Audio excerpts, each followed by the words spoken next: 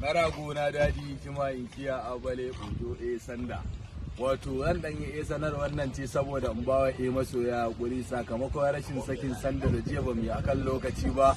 Ina mai matakar bayar da hakuri. Hakan ya faru ne due to technical issue. So amma tun jiya misalin karfe 11 muka dora.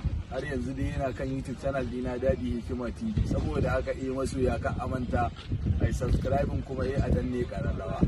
Sande na da inda rabbana.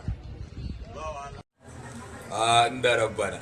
Ine wa kowa da kowa fatan alkhairi. Yau Juma'a da yaddar mai duka za mu haɗe da ku a sinima da ke a Doba Rama. Lalle ku to mu haɗe mu da ku domin fafa da kallafin ɗinmu mai suna lamba don ganin bakin gajancin da muka. Adakun ma adakun.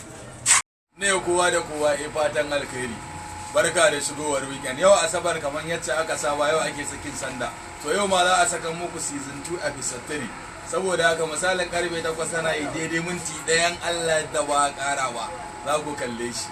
Waɗanda ba su riga sun yi subscribing ba su shiga su danna subscription sannan su danne notification ta yadda ina ɗora za su gani sakamakon akwai ɗan ba na iya masu zuwa su ci sanda su kara kuma ba shi bane ba.